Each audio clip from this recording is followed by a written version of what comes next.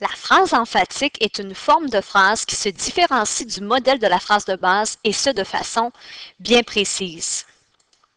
En effet, la phrase de base est une phrase neutre, c'est-à-dire qu'elle exprime simplement un fait sans mettre l'accent sur un élément en particulier. Jonathan mange un immense morceau de gâteau. J'aime le chocolat. Toutes ces phrases sont neutres. Elles expriment simplement des faits sans mettre en relief un élément en particulier. À la lumière de ces phrases de base, neutres, il est possible de mieux comprendre ce qu'est une phrase emphatique. En effet, la phrase de forme emphatique est une phrase dans laquelle un élément est mis en évidence, ce qui crée un effet d'insistance sur cet élément. Observons à nouveau les phrases de base précédemment présentées et voyons comment elles peuvent devenir des phrases emphatiques. La phrase de forme emphatique s'oppose à la forme neutre de la phrase de base. C'est important d'avoir ça en tête. Jonathan mange un immense morceau de gâteau. Devient « C'est Jonathan qui mange un immense morceau de gâteau ». Cette phrase n'est plus neutre, puisque l'ajout du « c'est » et du « qui » pour encadrer Jonathan attire particulièrement l'attention sur cet élément. La phrase est maintenant emphatique. Il en serait de même pour la phrase « C'est un immense morceau de gâteau que Jonathan mange ». L'ajout du « c'est » et du « que » crée une insistance sur le groupe de mots de la phrase « un immense morceau de gâteau ». Il existe d'autres façons de mettre l'accent sur un élément dans une phrase de base. Prenons pour exemple la phrase « J'aime le chocolat ». Transformons cette phrase en phrase emphatique. Le chocolat, j'aime ça. Ici, c'est le groupe nominal le chocolat qui est mis en relief. En effet, en plus d'avoir été déplacé en début de phrase, il est repris par le pronom ça. En résumé, 3 procédés. En fait, il pourrait y en avoir d'autres, mais ceux qui seront présentés sont généralement les plus étudiés. Alors, 3 procédés peuvent transformer une phrase de base neutre en phrase emphatique.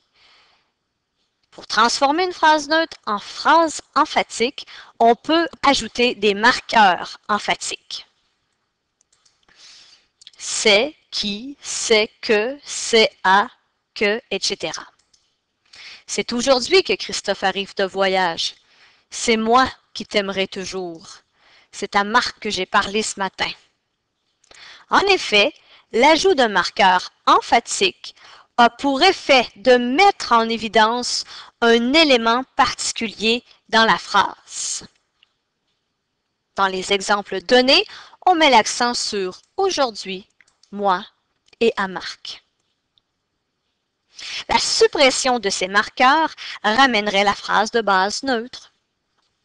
Pour transformer une phrase neutre en phrase emphatique, on peut également placer l'élément sur lequel on souhaite mettre l'accent en début de phrase et le reprendre ensuite à l'aide d'un pronom. Des lettres de mon ami, j'en reçois tous les jours. Son frère, je le connais depuis longtemps. Ce docteur, il aide toujours ses patients. Pour être certain que l'élément placé en début de phrase est vraiment placé à cet endroit pour contribuer au procédé de mise en évidence, on doit s'assurer que ce même élément soit repris par la suite par un pronom. Le groupe des lettres de mon ami est repris par le pronom « un ». Son frère par le pronom « le ». Ce docteur par le pronom « il ». Toutes ces phrases sont donc emphatiques. On remarque également que tous ces éléments placés en début de phrase, dans le but de les mettre en évidence, sont suivis d'une virgule. Ramener ces phrases à la forme neutre demanderait la suppression de ses particularités.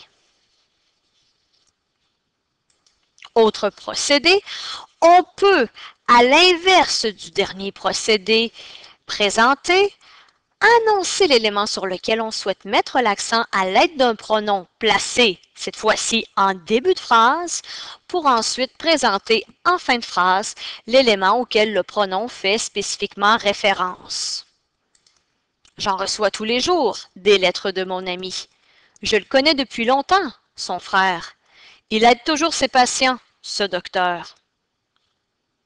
Le fait qu'un pronom en début de phrase reprenne cet élément est ce qui confirme la présence d'un procédé d'insistance.